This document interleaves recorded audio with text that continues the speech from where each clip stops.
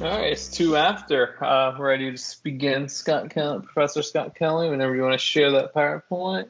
Okay. Got 42 people on. We'll probably get a couple more pop in there. But yeah, everybody from Rosewood here in the office, got a few people from the field as well. We're excited for this session. Oh, great. Oh, Scott's here. Good. Jessica, great.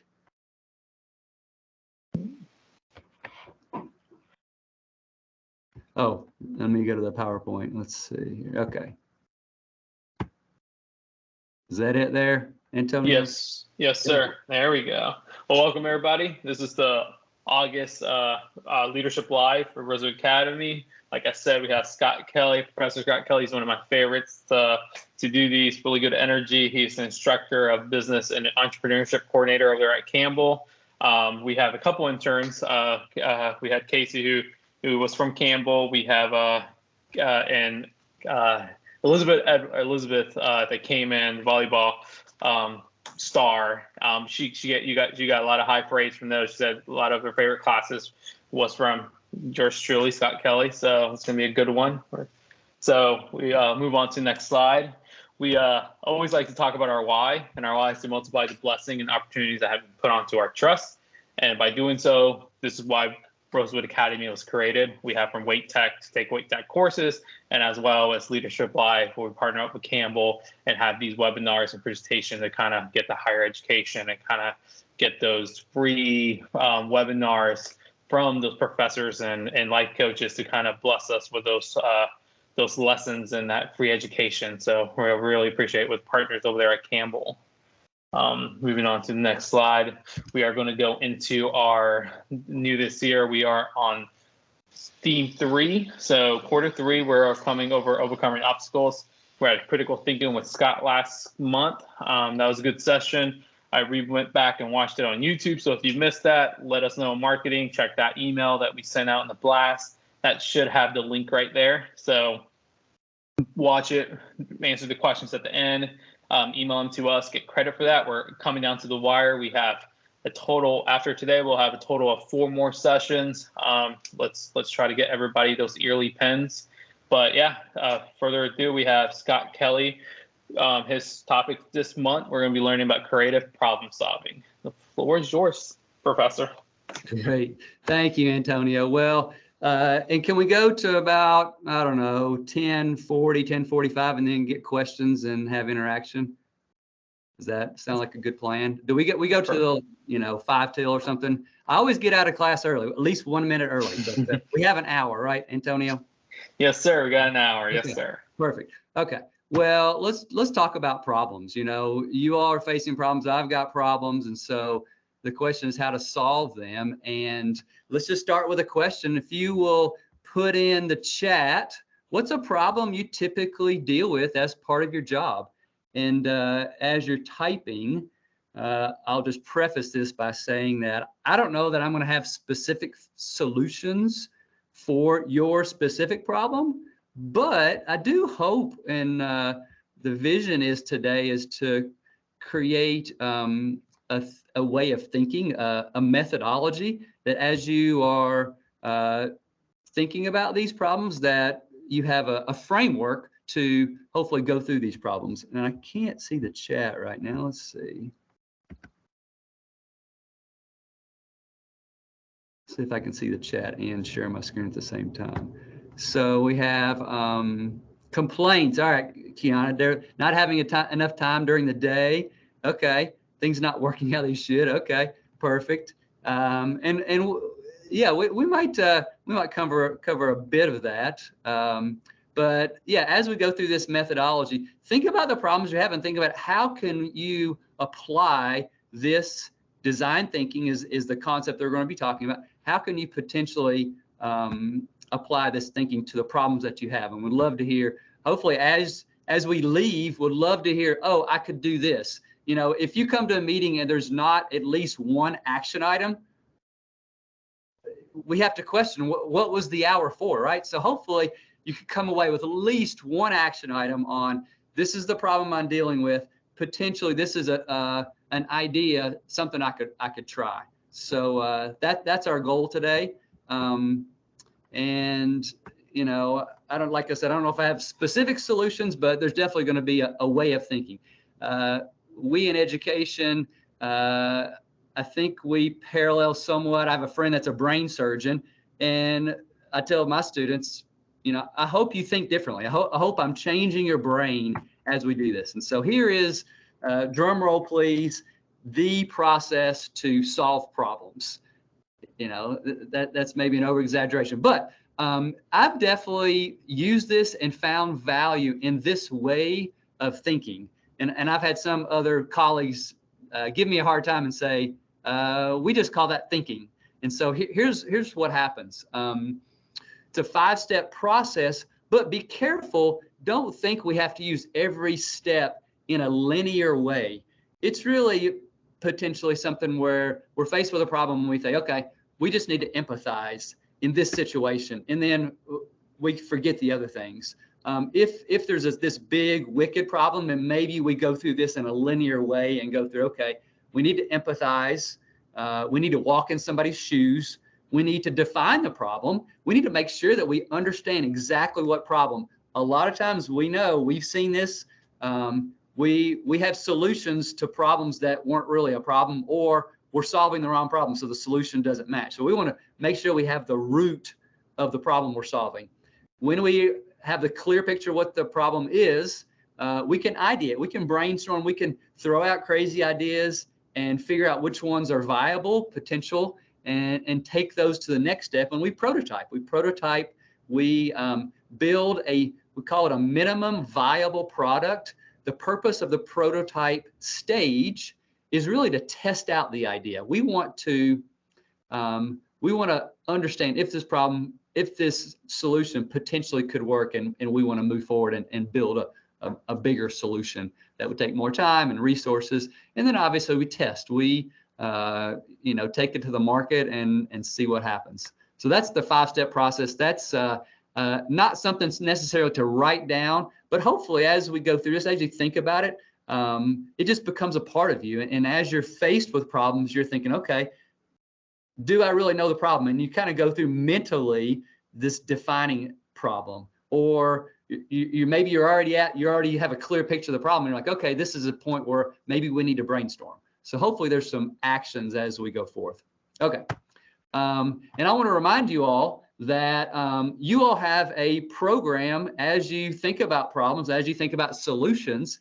You will have an internal program called RISE. And I don't know if there's a leader on that would just like to take a second and talk about the RISE, or maybe somebody has used RISE. Would love to hear from somebody at Rosewood about this. Matt sent me this and encouraged me to just mention it. But any thoughts there on RISE? Sounds like a great way for good ideas to bubble up to the right decision makers.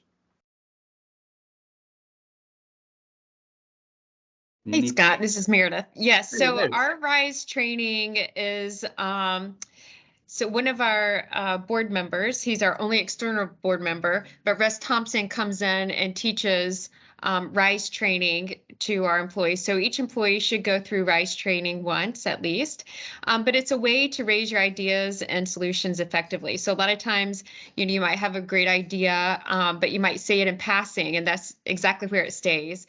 So this is a way to take an idea that you have and take it to the next level that it might be seen. We've had WLE as a RISE initiative that got put into action. We've had some as trifolds going out to the field that got put into action. We've received a couple of RISE initiatives recently that we're looking at right now. And so it is just an awesome way, because there are many times in your day-to-day job, you might have this fabulous idea that could really help other people in different departments. But if it's not shared and you don't have that day-to-day interaction, they might not hear about it. So this is just a great way to do that. Great. Thank you, Mary. Love it. And love the systems that you all are incorporating into the organization. So that's very helpful. Okay, great. So let me just give you just a couple examples of ways that companies have used design thinking. So a problem that one organization was attempting to solve was they wanted people to use the stairs. very simply, how can we encourage people not to use the escalator and how to use the stairs? And so some creative genius said, hey, what if we create piano keys on the stairs? And it's just a fun way to encourage people. So you see the black areas of the stairs. And so when people stepped on the stairs, there was a noise, you know. So it's a fun way, but it's this way of thinking, okay, how can we solve this problem? Another way, maybe you already know this, and I'm guilty of this. When I throw away my plastic bottle, the cap is on the bottle. And apparently that's bad. Apparently for the recycling company or however they process those, you want to separate the cap from the bottle.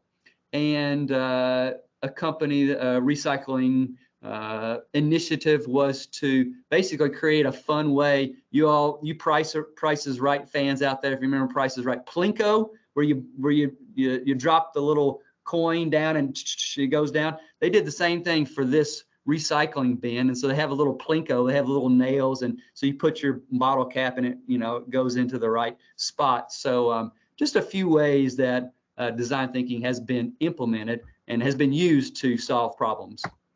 Okay, here's a personal example, and I hope I don't tear up because it was a happy day yesterday, and it was a little bit sad. So my daughter, who just graduated from high school, moved into her dorm the last few days into Utah State. So she's going to be a Utah State student. And my wife is actually at the airport right now. She's going to fly home, but she has spent the last few days moving in my daughter, Olivia. And part of that process was organizing her closet. And my bank account has $500 less in it right now because of this process. But I thought, what a perfect opportunity to go through because my understanding, you all are in the closet business. So, and I only want, Meredith, 10% equity of this new idea. Maybe you all are already doing this, but what if we go through design thinking and kind of look at this through designing a dorm room closet, and how could we use it if Rosewood were to announce a new initiative we're going to create the most innovative dorm room closet and be very cool.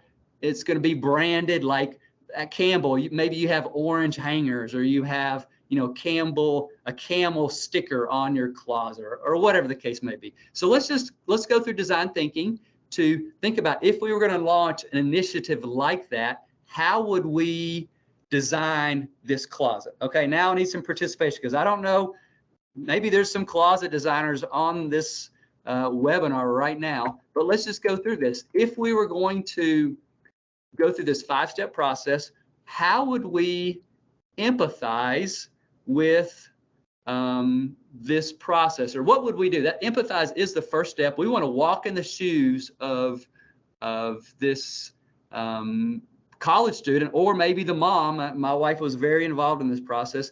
So somebody jump in. How would we empathize as we go through this and we were to launch a new product? I can't see names, but I know Kiana and Beverly, Antonio, Ricardo. Somebody jump in. Sherry has her hand up. Sherry, go for it. Yeah, I can't see, but go ahead. I would say, well, one, the Container Store is going to have everything that you need to make that closet perfect. But instead of taking your idea there and flipping it, maybe coming up with a way that we could somehow mount things on the walls without destroying them and leaving marks that is heavy enough to hold extra organizational things like shelving. That would be something new that's not actually out there.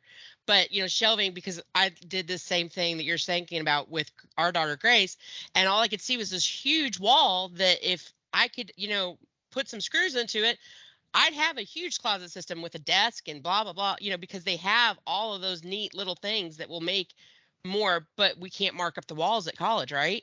Sure. And some of them are concrete, so we can't put holes.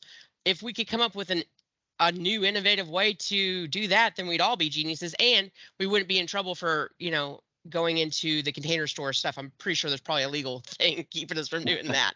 But otherwise, but for your way of thinking, then yeah, there are little attachments that you can get and at the Container Store, just because I'm a good shopper, that they have all these little bitty things that you never even thought of to help organize, your days. Obviously command hooks is a huge product, right? That came out with not leaving marks, and they're good, but they're not necessarily strong enough to hold, 50 pounds of books on a bookshelf, but it's still going to get us, to doing some of the other little innovative ways, like with the hooks and all of those different things. And you took advantage of like sweater organizers to give her more, dresser space and to utilize her, ways.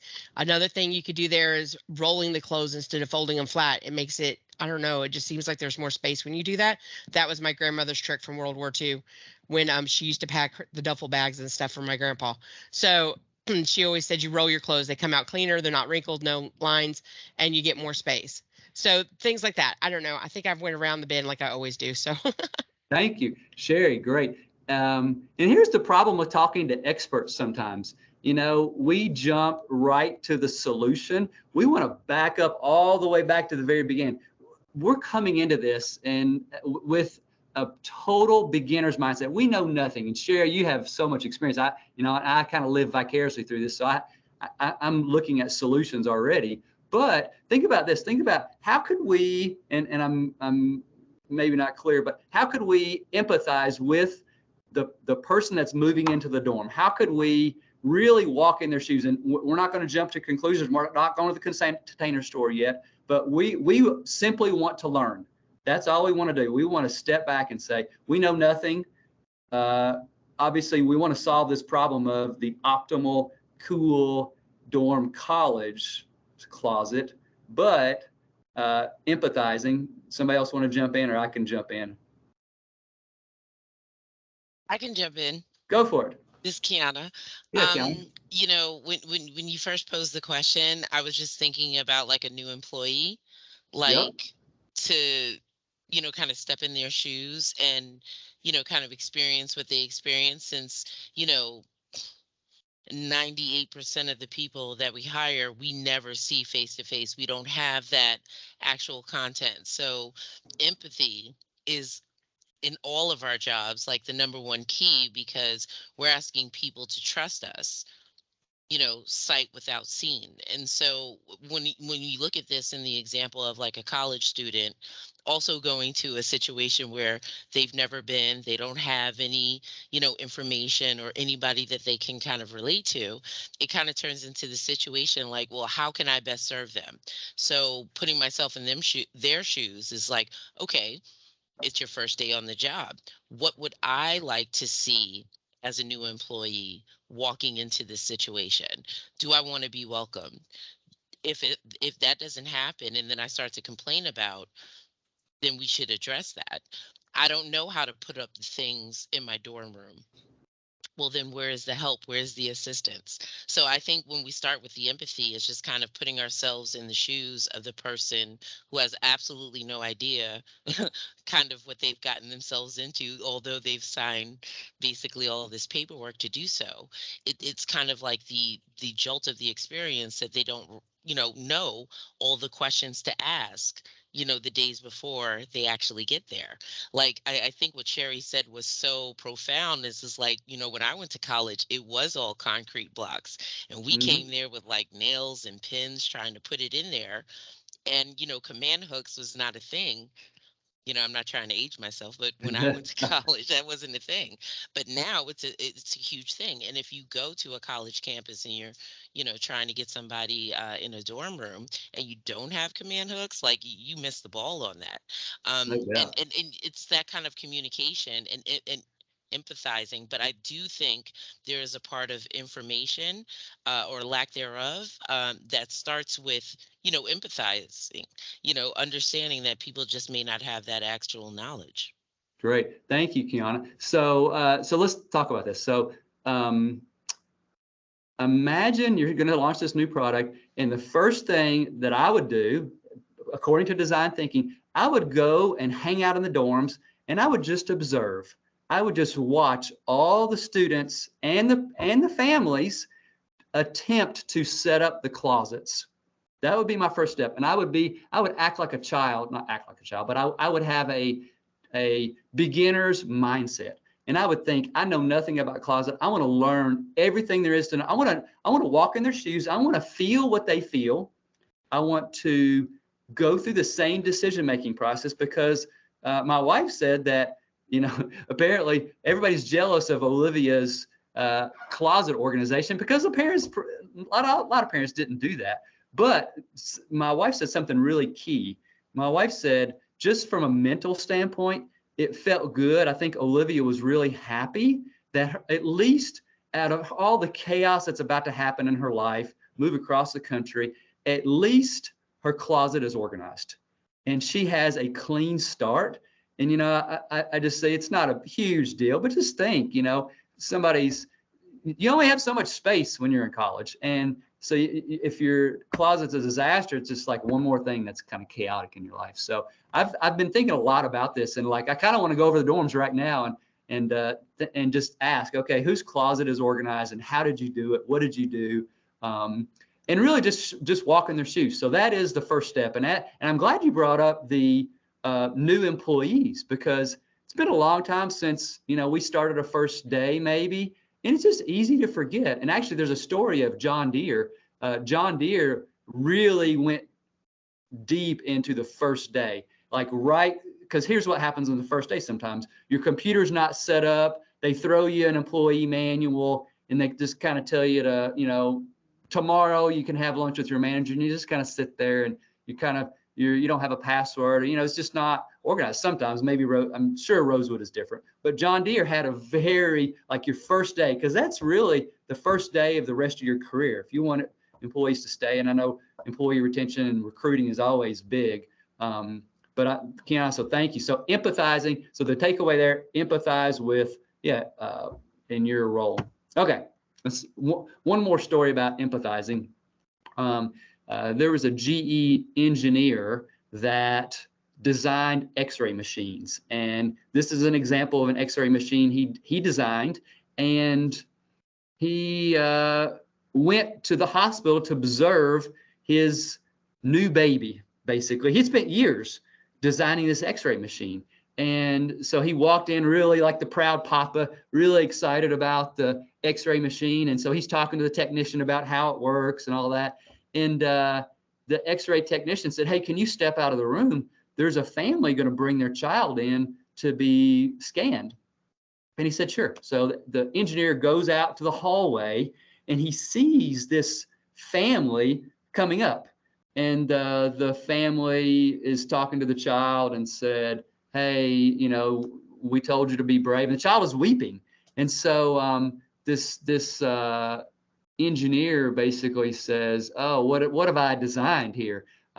This is not what I signed up for." And recognize, I needed to empathize more. I should have walked in the shoes. And so eventually he designed something like this, where it's a whole experience, and kids really enjoyed the experience of being X-rayed. And there's a story. You jump in the boat, and you got to be really still. You don't want to fall out of the boat. If you be really still, fish will begin to jump over you, and that's the X-ray machine working. It's going to be kind of loud, but it saved money for the hospital and just changed the whole experience. And so that's one example of empathizing, attempting to walk in the shoes of the user. I'm in my office right now, right? And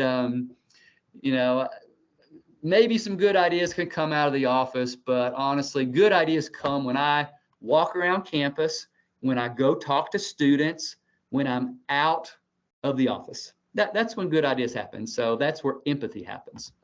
So I'll pause here for a question. How could you show empathy in your day-to-day life? Is there something that comes to mind that you're thinking, yeah, I could show empathy with a customer? I could, as I design experiences, is there some empathy that you could show as you go throughout your day? I'll pause there and watch the chats come in.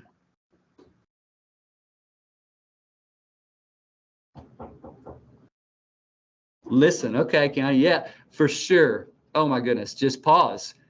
I like to talk, Keanu, I don't know about you, but actively listening, yes, for sure. Having a warm and comforting voice, sure. Yeah, my voice tends to rise according to my wife. Sometimes I get excited. So sometimes trying to relate to whoever you're working with, managers, fellow employees, for sure. Love it. Gwendolyn, thank you. Give full attention, definitely. Empathy, attention, I like that. Share a similar experience, definitely, Thomas. Thank you for that. All right, cool. So step 1, empathy. Okay, let's go to step 2. So step 2 is define. And this is around finding the root cause. And so when I was at IBM 9 years. We use something called the 5 whys methodology. And we wanted to define what could we implement that would prevent this problem from potentially happening. So I'll take you through a really short exercise. Let's say that a server goes down, okay? And this was actually my job at IBM. A server would go down, and the technical teams would rush to fix it. And then after it was all fixed, I would go through this methodology to say, okay, why did that server fail? Okay, that's the first question. That's the first why. So number 1, why did it fail? Okay, and we could say, well, Scott pressed the wrong button. Okay, so that's the first answer. Okay, and so to solve that problem, we could just go to Scott and say, hey, Scott, buddy, don't press that button anymore. Okay, but that's not solving the root cause, right? If we go to number 2, well, why did Scott press that wrong button? Well, Scott is new employee, and he just didn't know. Okay. Well, we could go to why number 3. Okay. Well, why didn't he know? Said, well, the employee manual, the training is not updated. Okay. So could be, and maybe it's not 5 whys, but maybe it's 3 whys. Okay. So if we update the training manual, or it could even go to why is the training manual not updated? Okay, well, the managers just didn't have time, or whatever the case is. Okay, well, if we free up the manager to update the training manual, could that prevent future problems? Yeah. So it's about asking why, getting to the root cause. Say, okay, if we tell all managers to spend 5 minutes. And that was my job at IBM to implement these future preventions. And the future prevention could look something like this. Every manager at IBM could spend 5 minutes or whatever time every month updating training materials, and then put it on your calendar, a recurring event. The first Monday of the month is training day, and you should just make sure training materials for new employees are up to date, and that could potentially prevent future problems from happening. And that's the 5 whys. Okay, I'll pause here. Questions, comments? I'm talking a lot. I need to drink some water. Somebody want to jump in and just comment about what's been said or ask a question? Feel free to ask a question.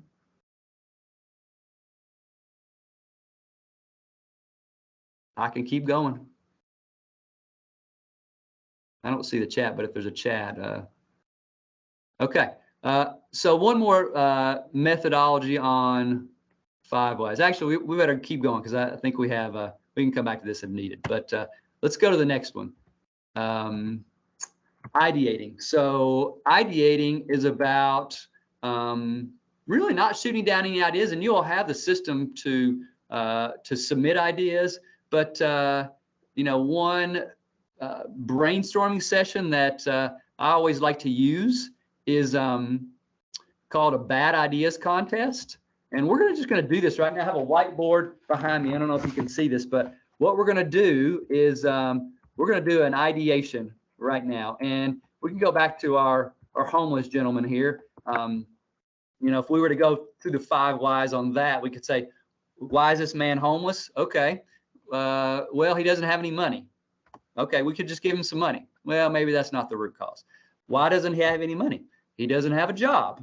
Okay, why doesn't he have a job? Well, he's doesn't have the proper clothes or doesn't have the proper skills. Homeless is a big, broad world out there. There's a lot of problems that could be solved, but you go through this 5 whys, say, okay, well, ultimately, if we can get him training, maybe he can go to get a job and maybe he won't be homeless. Okay, so we say that's one of the root causes, let's say, of homelessness. So we got the problem. Then we can go to the ideation and say, okay, we have the solution, we feel like, or at least the idea. So let's just throw out lots of ideas on how we could give skills to homeless people. How could we do this? And how we're going to do this, I'm going to have 60 seconds on the clock. And if you all will just blurt out ideas on how you could give training to this homeless person, okay? So there's no bad ideas here. I'm not going to shoot anybody down, but 60 seconds. I'm going to write all these ideas back here on the board, and we're going to do an ideation. Okay, are we ready? So everybody needs to, go off mute and just give me one idea. I'll write it down as fast as I can, and then we'll see what we come up with. Okay? Ready for this? All right, I need lots of ideas. Because here's the deal. In this stage, the ideation stage, it's not necessarily about quality. You just want to say really what comes to your mind. Quantity is the key here, okay, in ideation. I have a lot of bad ideas. I admit it. And I share them with lots of people. And I'm sure they're thinking that's really a bad idea. But you know how you come up with a good idea, right? It's very clear how you come up with good ideas. You have lots of bad ideas. And eventually a good idea will come. And so that's the mentality to think about as you come up with these ideas is, okay, but you got to put them out there. You got to go through the process to come to that good idea, right? So, okay, here we go. I'm putting 60 seconds. All right, go. Blurt out ideas. I'll write them down. Teach a class. What's that? Teach a class. Teach a class. Okay. What else? Create a program dedicated to assisting them based on need. So Okay. creating programs for them. Need-based program. All right. Next. Counseling. Someone needs to have a conversation and find out what their skill level is at. Great. Yes. Perfect. What else? Mental health. Mental health. I like it. Okay. Next. Providing bare essentials to help. Providing their essentials. Okay, good. Affordable housing. Affordable housing. There we go. Okay. What else? Vocational education. Vocational ed. Yes. Love it. What else? Accessible transportation. Love it. Okay. All right. That's 60 seconds. Okay. So we got 8 ideas in 60 seconds. Not bad there. So we had one in the chat. Byron said host a job fair. Okay, job fair. Yeah, host a job fair. Love it. Great. Any more that I missed? So, you could do it for a minute. We got 9 in a minute. You could do it for 2 minutes. Take your pick. But I have visited companies before that have done this. So it's a thing. It's by the way, this design thinking process was created in the 90s. Ideate is a product innovation company. They created the mouse for Apple back in the day. Steve Jobs came to them and said, hey, the Apple leadership told Jobs that it would take them 3 years to design a mouse. He went over to Ideate, and Ideate created the mouse in like 6 months or something. So they're a well-regarded product innovation. What's that? I was going to say maybe off topic or on topic, but there's a problem with the mouse that they created. So for you to charge the mouse, you have to flip it upside down and plug it in, but now you can't use it. Interesting. I love it. Anytime innovation is created, another problem happens, right? So definitely a a work in progress, and that's prototyping, right? Yeah, thank you for that. So anyways, this process is used by companies. I've been at advertising agencies, and that they used this kind of bad ideas contest. So you have all these ideas now, and so the question is, you back up and you look at all these ideas and you think, okay, what, maybe there's, and we can, not to shoot down any, but we can say, okay, we could choose kind of the one idea that we would like to move forward in the process and prototype, right? And so NASA does this all the time. There's always, there's a story about some engineers that wanted to make the windows smaller in the landing craft for space. And so one of the bosses said, yeah, that's a bad idea. And so these engineers, they stayed up all night and they basically built the landing craft out of cardboard and showed the boss man, okay, this is possible. This is what it would look like. And he's like, oh yeah, maybe that is possible. So this kind of prototyping is a way to learn. And so sometimes it takes some physical, like actually creating the prototype, usually. But really, that's you take this one idea, you prototype it, and as like I said, you want to create. You don't want to spend months on this. You want to spend a day, an hour, as little time as possible to learn if it really works. Okay, let me give you an example. So let's say that, and I teach entrepreneurship. I lead our entrepreneurship efforts. So I'm all about thinking about both how I could start business, but also internally how I could make our organization, Campbell University, better and add more value to our students, right?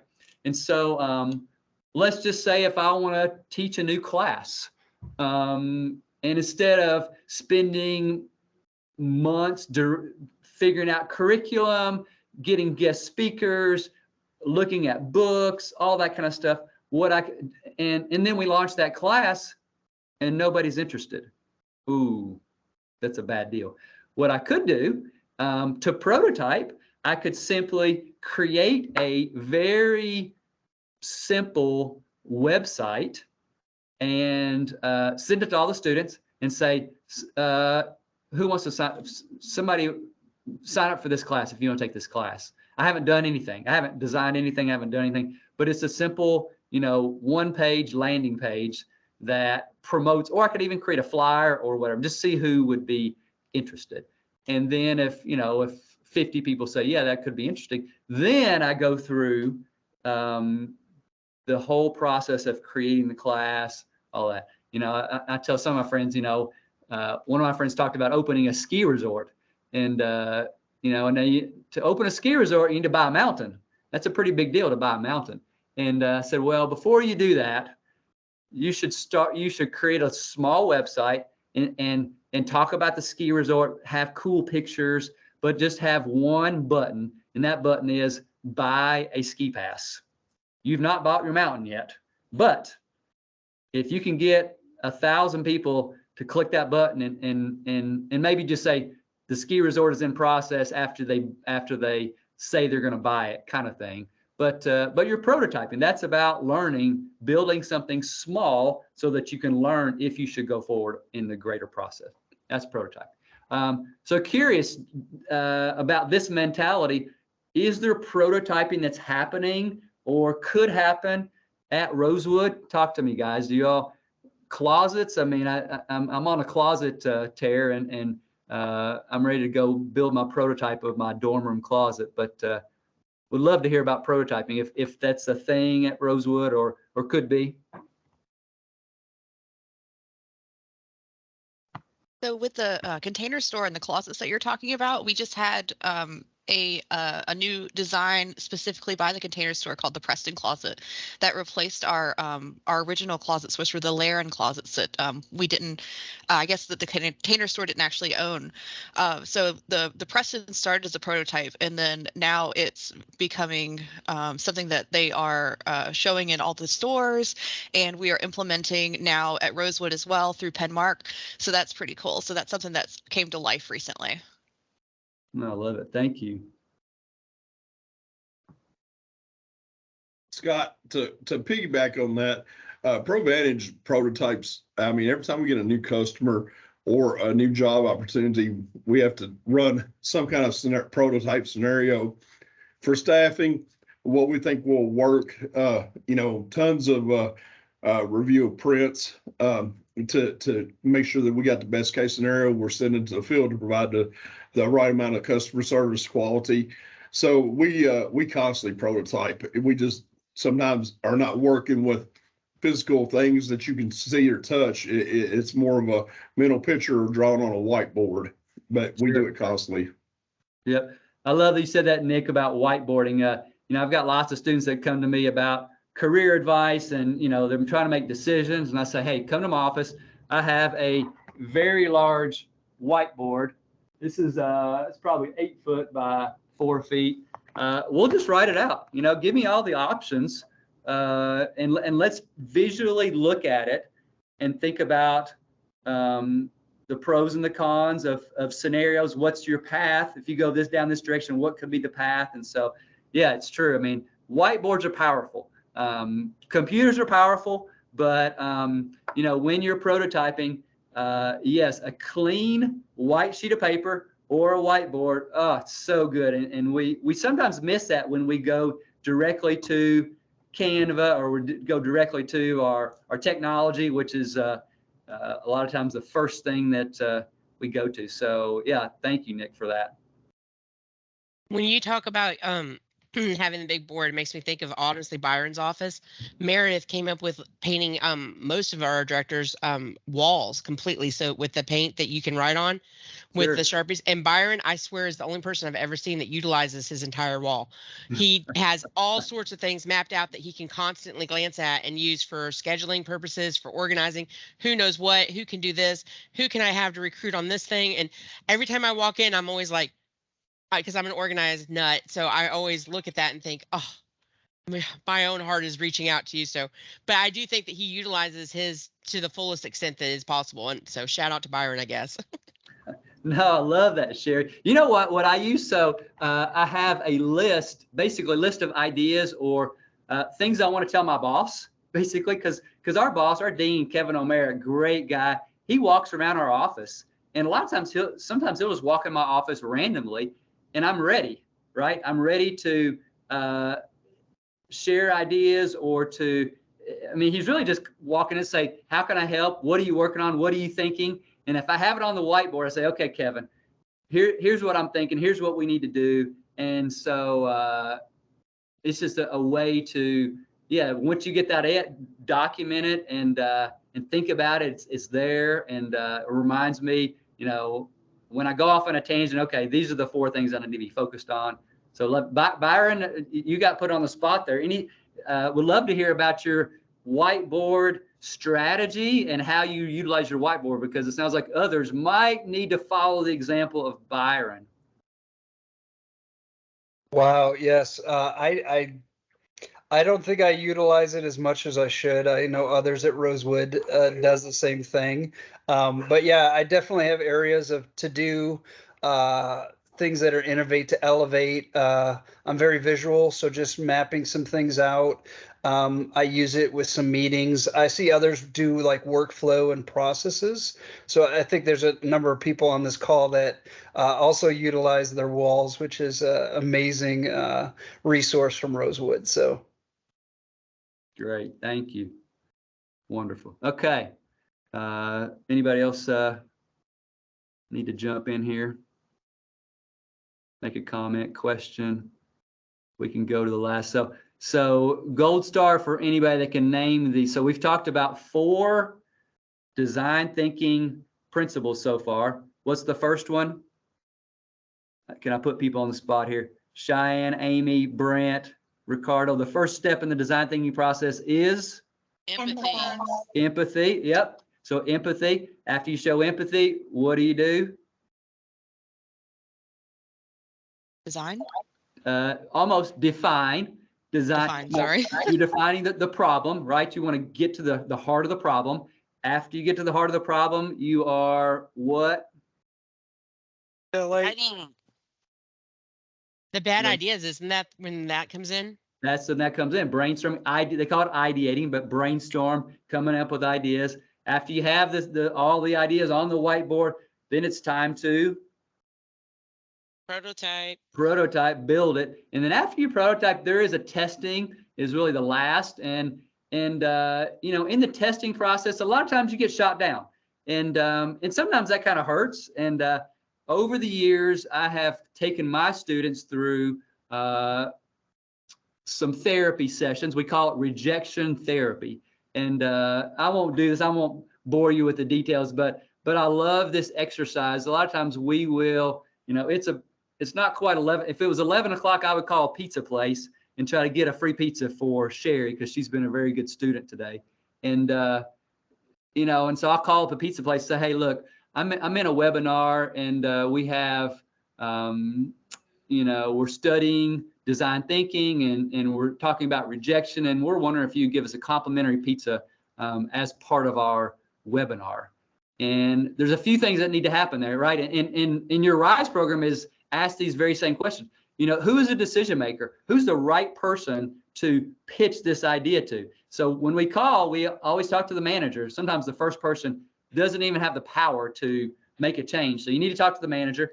You want to use their name. I mean, doesn't it just sound good when you say Brent or Byron? That has a ring to it, right? So you want to use their name.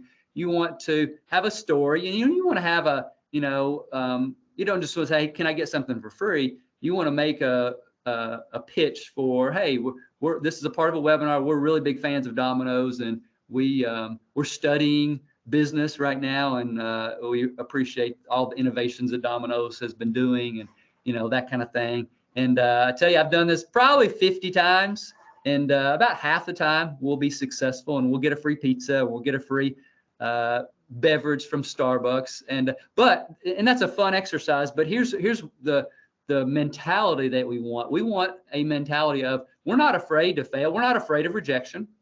It's okay.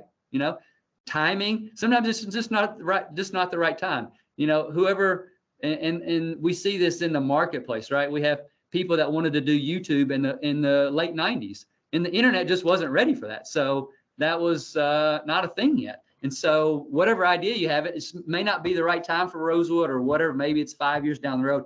Then we're going to do our innovative closets for dorm rooms, but we're not quite ready. The walls can't really support it yet, or whatever the case is. But just not being afraid of rejection. So testing is the last step in the design thinking process.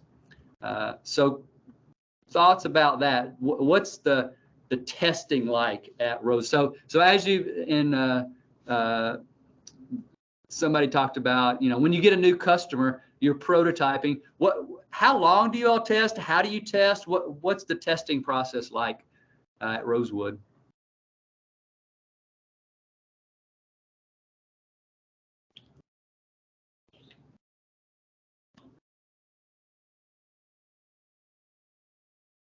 So Scott, I guess that puts me back on the spot here, since Scott Maduris has been silent today. Oftentimes we try to develop partnerships and relationships with clients, and especially new clients. And part of doing that is when they bring us an opportunity that maybe we haven't done before, we'll go into it and say, hey, we want to try this on one store, and then provide you with some feedback, and you guys provide us with some feedback how we could do better. So the testing oftentimes for us can be the first time we work for a customer, and then that's where our values come in. Are we, as our team's dressed professionally, are we doing the right thing? Are we providing grace? Consider us a new opportunity. Are we innovating to elevate? Are we thinking outside the box and providing good, honest, candid feedback to the client about why something doesn't work, or why something works a little bit better than we thought initially going in? So the test for us is not oftentimes, and most of the time, is not a dry run. It's actually a test that we have to produce something, and we get something in return for it. So, so that's kind of how our testing looks at ProVantage, I think, across the Rosewood families. Great. Thank you, Nick. Appreciate that. Well, and I know, Rosewood is not any different than any other company right now in the fact that, you want to hire the best people and you want to retain employees. So, in our last 5 minutes here, if we could, would love to kind of go through quickly this design thinking process. How can we, as Rosewood, hire the best people and retain them? And curious about your thoughts on, if we were to go through design thinking with this concept, how could we, show empathy for that? Let's focus on the hiring process, or the first day to first week, and we talked about that. How could we make the first day awesome? How could we show empathy in that? So, Mr. Kelly, I think that I'm actually a newer employee to Penmark. I've been here about 6 months or so, and I love it so far. But my first day was awesome because a lot of people showed kindness and empathy towards me and helped me out on my first day with understanding like all the new programs and just getting settled in, and just people simply walking by and saying hello was a really, really big factor in keeping me at the job that I'm in right now, because I felt welcomed and I felt like I had a warm community at Penmark and at Rosewood. Everybody I walked past is like, hey, how are you? My name is blah, blah, blah. And I'm like, oh my gosh, they actually care and they actually want to meet me. That's awesome. No, Gwendolyn, thank you for sharing. Yeah, that, just simple feedback like that. Okay, first day, yeah, just be nice. Just introduce yourself. You're part of the family now. You're part of the Rosewood family, and glad you're here. I sit over there. The drink machine is down the hall, and we play ping pong on Fridays, or whatever it is. And other thoughts on showing empathy for new employees, or to talk about this kind of onboarding process. Any other ideas on that? Anything you all do? If you don't mind, Scott, I'd like for Thomas Jones to share how we show empathy in the field with the field employees, with the people that's on this call. Great. Yeah, Thomas, thank you. Hey guys, I'm sorry if I'm break up. I'm in the middle of driving at the moment, but for me, I think you just gotta. For me personally, it's about, just showing people that you care about what you're doing, that, that you're there for them. Just doing everything to prove that day in, day out. And not just tell them that, make them feel that. Thank you, Thomas. One thing we talked about previously too on another call about, but there's going to be, at some point, customers are not going to be happy. And so one way, or one empathy idea on that is, you all talked about listening. Don't get offended, which is hard sometimes, but just saying things like, that sounds really tough, and I would probably be upset if that happened too. I had an Enterprise. I had a bad experience at Enterprise Rent-A-Car one time, and so I called the manager, and I loved what he did. He just said, "Look, Mr. Kelly, what could we do for you to make it right?" He put it on me. He didn't say, "Hey, we'll give you 10% off," or whatever. And of course, I wanted the whole thing to be free, and it was some, $700 or something. He said, "Well, we can't really make the whole thing free, but we could do this." But the fact that he asked me, he felt like, okay, let's talk about it. What could we do to make it right? So I appreciated that. All right, we got 2 minutes left here. What other thoughts? Meredith, any parting words? Scott, around design this thinking methodology? Well, Scott, I think your problem-solving methodology obviously very sound. Here at Rosewood, quite often though, that we do a little bit more of an iterative process. So we'll go through your steps as you talk about them. But we'll look to get an 85% solution, put it into practice now in your testing phase, get some feedback, adapt it, put it back in the process, get some more. And so we'll kind of ideate that last 15% through testing, rather than trying to do a waterfall approach and actually come up with the right solution the first time. And so we incorporate a little bit more of a hybrid approach between waterfall project management and agile project management. Great. Yeah, definitely. It's definitely a fluid thing. You know, sometimes you start with, you know, defining. You already feel like you have empathy, or yeah. So yeah, I appreciate that ratio and thinking through that. Great. Well, I appreciate your. Any other comments before we sign off here, Antonio? Nope. We really do appreciate you coming and joining us this month and giving us this awesome presentation and giving us all this good information. And thank you for everybody who participated. It was very engaging. It was very conversational. I really do appreciate that. And thank you for everybody for joining. So I think Nick needs to come teach my class at Campbell, and he can talk about prototyping and empathy, and he and Sherry can come be the dynamic duo here. Today's the first day of classes. I'm teaching my first class at 1 o'clock. So you got about 11. You got about 2 hours to get here, Sherry and Nick. I can make that happen if Byron signs off on it. I don't know about Nick. Great. All right. Thanks, guys. It's always great to join you all. Appreciate it. Love what you're doing. Love your purpose.